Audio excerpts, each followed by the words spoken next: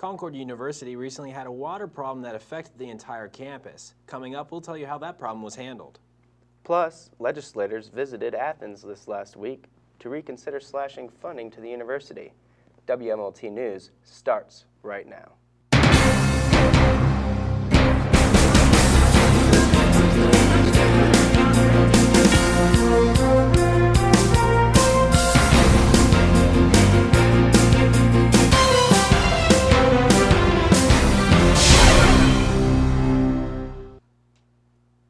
Hello and thank you for joining us. I'm Cassidy Caro.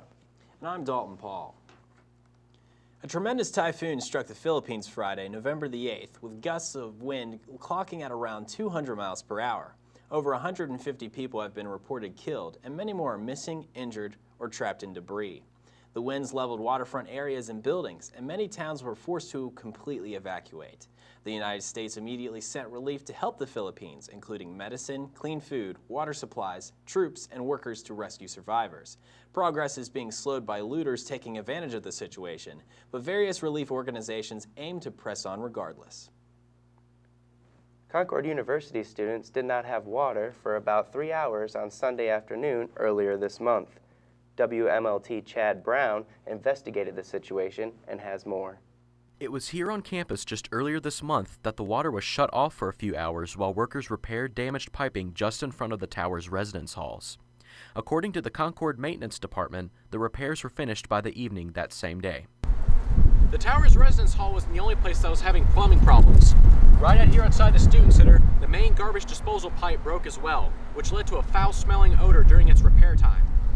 Unlike the prior issues, this plumbing problem lasted for more than a week. Students seem to have coped well with the situation, but not without some disgruntled feelings.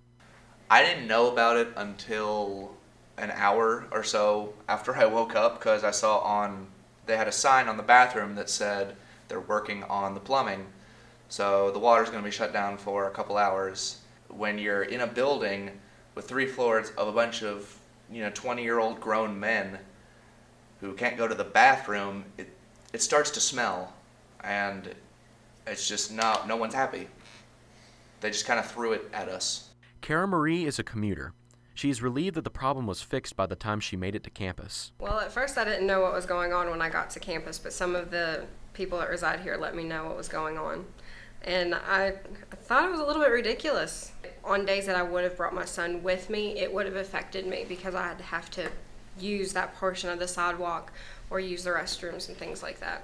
Despite the plumbing issues, the Concord University Maintenance Department assures that both problems have been completely fixed, and the rest of the semester should be free of these kinds of problems. Reporting for WMLT News, I'm Chad Brown, Athens. Concord University's Higher Education Committee annually petitions and visits the West Virginia legislature in the capital city. But with a looming budget cut, this year's Higher Education Day was different. WMLT's Richard Babbage reports. Concord University students annually visit Charleston after the state budget is drafted. This year, students and faculty wanted to touch base with the elected officials before the upcoming session. Students armed with prepared trifolds gathered at University Point, Concord's newest building. Their goal was to convince the legislator to eliminate the expected budget cut to Concord's funding. Cody Boone, the Student Board of Governors representative, helped to organize the event. I'm not going to say that I'm hoping they don't cut the budget at all, because that would be unrealistic. There's going to be some kind of cut, but what I'm hoping is if it is 7%, that there will be measures taken so that schools don't have to hurt as much from the cut, or even if the cut was a little bit less. Any help whatsoever would be just wonderful. Students also had the opportunity to briefly meet with representatives outside of the presentation. Not all students were pleased with the scene at Concord during the visit. Senators who understand and realize that people come to this university from this state. They should come here frequently, all senators. It's their money, which is our money. And we shouldn't have to discuss with them, please and thank you, don't cut our budget. Education is important. It's been realized way before this time in politics, and if they're not going to value it, we shouldn't value them.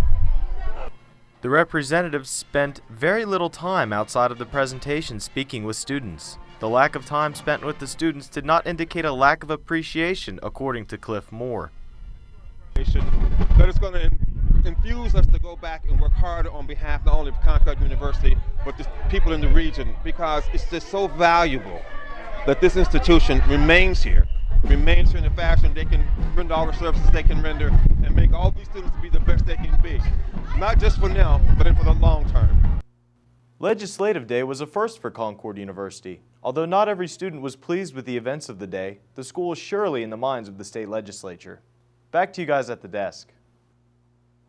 The LGBT movement is gaining momentum in West Virginia. Fairness West Virginia, the largest gay rights group in the state, has been working to make it illegal to lose a job or residency because of sexual preference. Jared Klein attended the event and is live in the newsroom with more details. Jared? Thanks, Dalton. Fairness West Virginia was created in 2009 as a group that works to ensure LGBT people can be open, honest, and safe at home, work, and the community. But group leaders say there is still more work to do. On November 2nd, Fairness West Virginia held a conference in Charleston at the Civic Center. Former Young Democrats of America and current Emeritus President Ron Snyder gave an emotionally driven speech talking about his process of accepting his sexual orientation. He recently came out as gay in August 2013. Snyder told me that he was a little nervous about speaking at the conference. I want to describe my upbringing and my life and my sort of journey to this point. I was very excited to do it, but at the same time, it's a little nerve-wracking as well because I don't, when I'm doing a lot of political speeches, you don't focus on yourself and your own personal life. This was a little different today. Executive Director Casey Willett spoke about the accomplishments Fairness has made throughout the last year, including convincing Senator Manchin to support the Employment Non-Discrimination Act. The federal legislation, referred to as ENDA, recently passed the Senate, but is not expected to pass the House of Representatives. Later, Judge Phyllis Carter gave a presentation on housing discrimination LGBT people may face. Sexual orientation is not included in the list of protected minorities nationally. Carter said why she decided to speak at the conference. Individuals who make up the LGBT community are part of West Virginia. They are West Virginians. They are part of our community, and they should be afforded the same rights as everybody else. Other topics included domestic violence among the LGBT population and family law for same-sex couples. Concord University was also among 4 other colleges that attended the conference to discuss better networking of campus gay rights organizations. Fairness is now working to pass ENDA in the U.S. House of Representatives, which will be an uphill battle as many Republican representatives have said they will not vote in favor of the bill. For WMLT News, I'm Jared Klein in the newsroom. We'll be right back with more WMLT.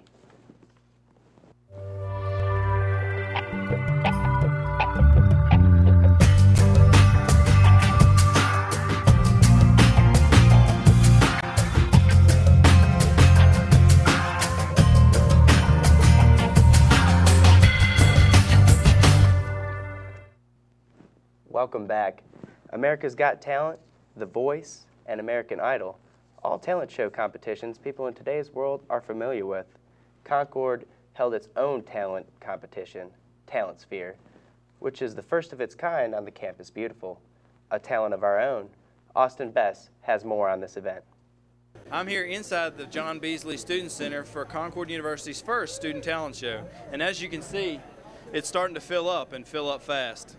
Over 500 students came out to Concord University's first talent show competition. The venue was so crowded that seats were removed from the neighboring subway dining area. Student Tyler Compton says he enjoyed this event. I have enjoyed the event so far. There's a really big turnout, over 200 people I'd say. Contestants showed off a variety of talents, including a ping pong skills challenge, a few talented musicians, a soccer juggling act, and of course, singing.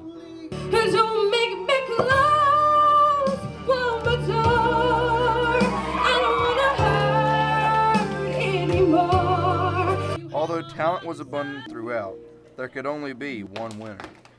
Charles Wallace won first place with his theatrical singing performance of Dr. Jekyll and Mr. Hyde. Just the fact that so much talent came out and everything, it was just a blessing just to see everyone perform, and I'm just tickled that I managed to win, but it was great just seeing everyone else here. Although the event brought in large crowds and various forms of unique talent, it also had its flaws. The event began a little after 8 p.m. and lasted close to 3.5 hours. Chance Rader, another audience member, says he was disappointed with the organization of the event. You had 2 different categories, I think, and then have winners for different categories. I think you'd have more people interested then too, anyways. Because when a lot of people around here think of a talent show, they think of getting on stage and singing a song. But there is a lot, like I said, or other things to do that are considered talents. It's likely that the prizes brought in the crowd. $500 for the winner, $250 for second place, and $100 for third. And one lucky audience member won an iPad mini. Well, that wraps it up for this year's Talent Sphere. For WMLT News, I'm Austin Bess in Athens. New technologies are making bullying easier. Brian Allen has more. Thanks, Dalton. You know, anyone can be bullied at any time, at any place, even NFL football players. I was curious how Concord University dealt with this issue and looked into it. Concord is a small university with about 2,700 students. A quick search of the university's website for the words bully or bullying produces no results. While there is no policy that specifically addresses bullying, the university is looking into it. There is a policy regarding sexual harassment, and actually our board has approved us rewriting that, and that's probably going to be a broader policy than just sexual harassment. It'll probably be, in essence, all kinds of harassment, including sexual misconduct in a variety of different ways. Campbell also pointed out the school's social justice and affirmative action policies that ensure people are treated fairly and may be used in bullying cases. Social media is a great way to connect with family and friends when you're online. Usually, it's a lot of fun, but sometimes it can get downright mean. Earlier this month, Facebook created an anti-bullying hub that will allow people to report bullying when it happens.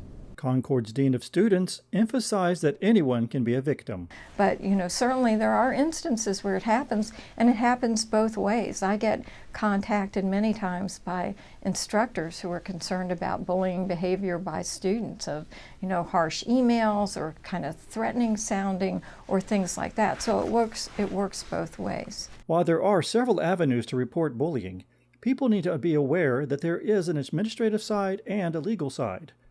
Campus police recommend that if a victim feels a crime has occurred, the incident should be reported to law enforcement. The university does have a plan in place. However, it is important for victims to come forward and file a report. For WMLT News, I'm Brian Allen in Athens. A trailer caught fire at a McDonald's recently. Nathan Wilcox has more.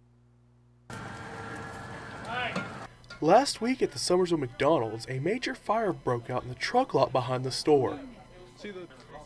Customers and employees were in awe as 5-foot flames shot from the cab of a tractor trailer parked behind the restaurant. As the flames consumed the truck, customers continued to disregard the incident until emergency vehicles and employees of the store blocked off all entrances and exits. Firefighters on the scene had extinguished the flames minutes before the fire would have reached the truck's fuel lines. The cause of the fire is assumed to be an electrical issue, but is still under investigation. No individuals were hurt during the incident. This is Nathan Wilcox with WMLT News, Summersville. Big truck. That's it for WMLT News for this week and this semester. I'm Cassidy Caro. And I'm Dalton Paul. See you in January.